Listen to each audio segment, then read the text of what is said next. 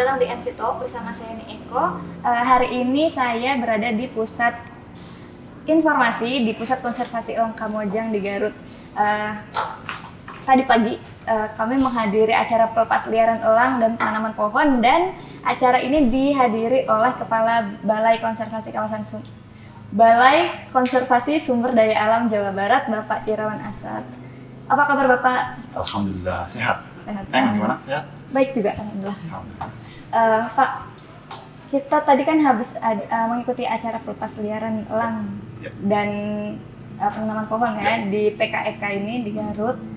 Kalau menurut Bapak tuh bagaimana sih Pak peran atau kiprah PKEK di kawasan konservasi Jawa Barat?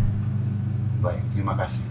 Ya, jadi PKEK ini Pusat Konservasi Elang Kamojang ini adalah program kerjasama antara Balai Besar KSDA Jawa Barat dari Kementerian Lingkungan Hidup dan Kehutanan dengan Raptor Indonesia dan disupport oleh Pertamina Geothermal Energy.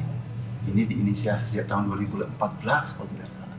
Ini ditempatkan di wilayah Taman Wisata Alam Kawah Kamojang yang kita tempati hari ini. Kalau menurut Bapak, ini kan ada kontribusi juga ya, peran dari PKEK untuk keanekaragaman hayati. Ya. Menurut Bapak kondisi lingkungan atau kawasan konservasi di Jawa Barat secara umum gitu ya Pak, itu bagaimana sih Pak? Apakah masih bagus atau perlu ada perawatan khusus? Iya, jadi di Jawa Barat ini ada 52 kawasan konservasi terdiri atas, yang kami kelola ya, terdiri atas cagar alam, Suaka Marga Satwa, Taman Wisata Alam, dan ada juga Taman Nasional di Jawa Barat ini.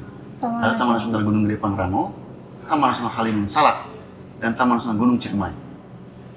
Ada juga Tahura, Taman Hutan Raya yang di Bandung, ya.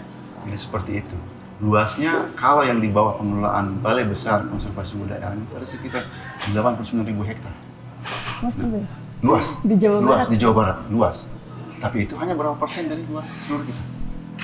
Kecil sebenarnya. Nah, kondisinya beragam. Ada yang kondisinya baik, tutupan lahannya, hutannya masih baik. Ada juga yang sedikit-sedikit diokupasi oleh berbagai aktivitas. Tetapi secara umum kondisi di Jawa Barat ini baik. Makanya tutupan hutan kita baik, dan ya walaupun memang butuh perlakuan khusus ya, butuh penanganan khusus, butuh pengelolaan khusus. Makanya kami dari Balai Besar Konservasi Sumber Daya Alam melakukan itu, bekerja sama dengan seluruh pihak untuk melestarikan konservasi di Jawa Barat.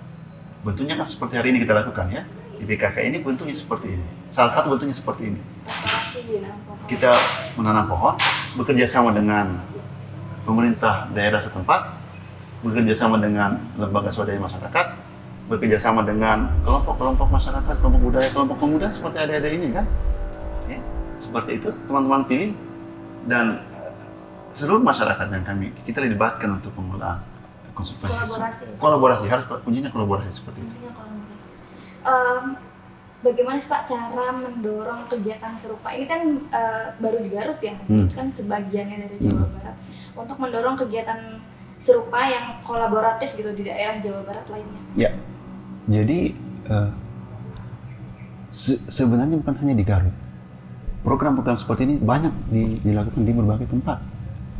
Tapi untuk elang Jawa, konservasi elang ya, ini salah satu Center of Excellence. Ini di PK ini pusat ini. Karena disinilah salah satu tempat kita belajar untuk bagaimana merehabilitasi elang. Dan tadi kan sudah kita kasih contohnya bagaimana PKEK ini, program ini yang dirancang 10-15 tahun yang lalu itu bisa menarik banyak pihak untuk bekerja bersama. Dan yang seperti tadi, kolaborasi dan partnership barangkali yang menjadi intinya.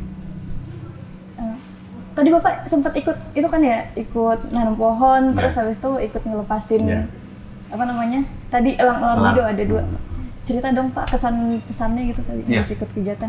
Jadi sebenarnya bukan melepas liarkannya yang utama atau menanam pohonnya. Tanam pohon kami lakukan tiap hari dan harus tiap hari kita lakukan. Ya. Tiap hari harus dilakukan tanam pohon. Karena apa? Lepas liar satwa itu hanyalah bentuk upaya kita untuk memberi menambah populasi yang ada di alam. Tadi kan kita lepas liarkan 2 ekor. 2 ekor. Ya. Itu supaya menambah populasi di alam. Yang tadi kita lepas liarkan itu kan betina. Ya, karena hasil pemantauan teman-teman di sini sudah ada elang jantan yang sering bermain-main di sini. Dijodohkan ya Pak? Nah, apel dia. Jadi bentuknya seperti itu, dilepaskan yang betina supaya apa bisa berkembang biak di alam. Sama dengan tanam pohon. Ya. Tanam pohon seperti itu. Yang kita lakukan ada simbolisnya sebenarnya. Nanam pohon. Nanam pohon kita lakukan tiap hari.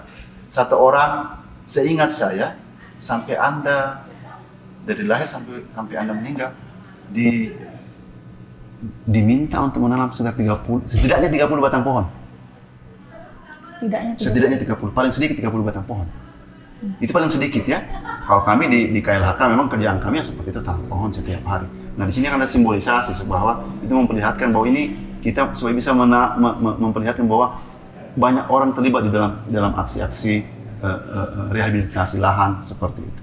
Karena apa? Tanam pohon, satu pohon bisa menjaga kawasan kita yang tadi ada yang dirambah supaya timbul kembali, tutupan hutannya kembali seperti dulu, bisa menjadi habitatnya elang. Kalau dia tidak rimbun terus apa gunanya kita lepas liarkan elangnya kan? Saling terkait. Itu namanya ekosistem. Itu namanya ekosistem. Keterkaitan antara living organism di alam. Tanpa ekosistem yang baik tidak bisa. Manusia tidak akan bisa hidup. Karena ekosistem kita sebutnya ekosistem services. Ya. Jasa ekosistem yang diberikan oleh ekosistem tersebut. Ya. Mulai dari sandang, pangan, papan, air, udara, karbon. Dari mana Anda dapatkan pangan? Dari mana Anda dapatkan papan kalau bukan dari alam? Kan tidak mungkin kita buat. Anda bisa buat nggak? Serat. Saya nggak bisa. Semua manusia tidak akan bisa membuat serat. Semua manusia tidak bisa membuat udara.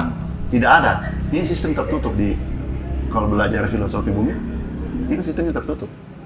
Energi tidak dapat diciptakan atau tidak dapat dimusnahkan. Dia kan cuma berputar. Sama dengan itu. Anda tanam pohon, nanti dia besar, dia akan menyediakan Anda oksigen. Kan seperti itu konsepnya. Itulah saling terkait Ya. Kita ngasih sesuatu, kita juga dapat sesuatu. Ya. Terakhir nih Pak. Nggak deh, jangan yang terakhir. Harapan Bapak untuk PKEK dan cara apa sih Pak yang bisa dilakukan masyarakat untuk mendukung konservasi keanekaragaman hayati? Ya. Jadi harapan kami bahwa program-program seperti ini bisa terus berkembang semakin banyak. PKIK ini salah satu contoh yang harusnya bisa kita adopsi dan adaptasi di tempat lain. Ini di tempat belajar. Kita sebutnya Center of Excellence. Tempat belajar. Teman-teman kita undang dari mana saya belajar, begini cara mengelola elang yang baik. Tapi itu kan elangnya, yang lain kan bisa kita pelajari. Gimana manajemen konservasi keanekaragaman hayati. Ini salah satu bentuknya supaya ini menjadi tempat orang belajar. Pusat ini jadi tempat kita belajar. Itu. Nah harapan yang kedua bahwa kami berharap bahwa dengan keberadaan ini masyarakat kita menjadi sadar bahwa perburuan elang yang masih sering terjadi, penangkapan elang secara liar ya, itu bisa berkurang. Karena hanya seperti itu caranya kita bisa berkontribusi ke alam. Ini bukan satwa peliharaan, bukan pet disebutnya kan. Ini satwa liar. Ini satwa liar yang biarkan dia hidup di alam karena memang tempatnya di sana. Tempatnya di alam, bukan di kandang-kandang. Dan buat apa Anda melihat teman-teman yang memelihara elang di rumahnya? Buat apa Anda memelihara elang dan Anda nikmati sendiri? Mudah-mudahan elang-elang yang hasil sitaan apa yang dari peliharaan berkurang ya. Berkurang, dan kita bisa lepas liarkan semua ke alam supaya alamnya bisa berkembang biak di alam. Dan itu kan menjadi kesenangan kita ya sebagai manusia kalau melihat satwanya pun yang mungkin harus kita jaga bisa berkembang di alam dengan baik. Dan semoga konservasi di Jawa Barat atau di Indonesia bisa terus membaik. Karena hanya dengan begitu, hanya dengan menjaga alam, maka alam akan bisa menjaga Anda, menjaga kita semua. Itu barangkali. Terima kasih. Terakhir Pak. Sudah terakhir. Masih. Apa yang pesan Bapak nih untuk anak-anak muda?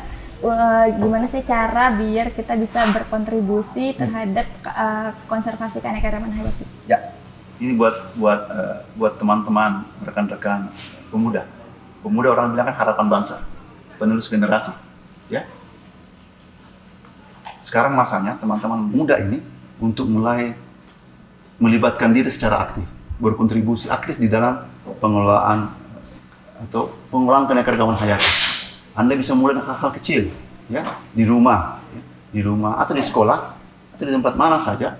Pertama, jangan sekali-sekali melakukan atau memelihara hewan liar. Biarkan hewan liar tersebut hidup di alam. Itu yang pertama. Yang kedua, sering-sering nggak tanam pohon. Sering-sering nggak tanam pohon. Pohon itu salah satu apa yang ada dari pohon itu, dari semuanya bisa dihasilkan udara, sekarang karbon, menjaga banjir langsung. Nah, sering-sering tanam pohon buat teman-teman muda ini. Kegiatan aktiflah di kegiatan yang pecinta alaman. Ya. Jangan terlalu sibuk dengan di kampus, duduk dalam ruangan, ya. Main di alam. Main di alam, ya. Bermain di alam. Playing around tapi di alam. Jangan bermain hanya di kampus atau di dalam kamar. Nikmati alam, karena apa? Di situ Anda bisa melihat bagaimana hidup itu terjadi. Dan yang ketiga, jangan sekali-sekali membeli atau menggunakan produk-produk hasil dari hewan liar, perburuan segala macam. Dan terlibatlah dalam hal-hal kampanye lingkungan hidup. Kan teman-teman muda ini yang sekarang memegang gitu ya, dengan kemampuan bermedia sosial, bersosialisasi segala macam, Anda bisa menjadi champion untuk itu, advokasi untuk itu. Itu barangkali. Jadi terlibat di kegiatan di alam. Kami di Jawa Barat, jika teman-teman muda ingin terlibat, silakan datang ke kantor kami di BKSDA, Balai Konservasi Sumber Daya Alam Jawa Barat. Di Bandung ada, di teman-teman di bidang wilayah, di Soreang ada, di hampir semua tempat ada. Bermainlah di situ. Kami punya banyak program terlibat dengan itu, termasuk di PKEK ini. Pintu kami terbuka lebar untuk itu. Jika Anda ingin terlibat, bekerjasama dengan kami sangat senang untuk itu. Itu barangkali. Ya, terima kasih banyak Pak Irawan atas waktunya dan sharingnya ya Pak. Tadi ingat kata Pak Irawan, jangan pelihara satwa liar, terus banyakin main di alam, jangan beli hasil-hasil dari hewan-hewan liar atau perburuan gitu ya. Sekian Envito kali ini, jangan lupa follow Instagram kita di @pilihgreen_network, terus subscribe YouTube kita di Pilih Green Network. Sampai jumpa di episode selanjutnya. Dadah. Terima kasih.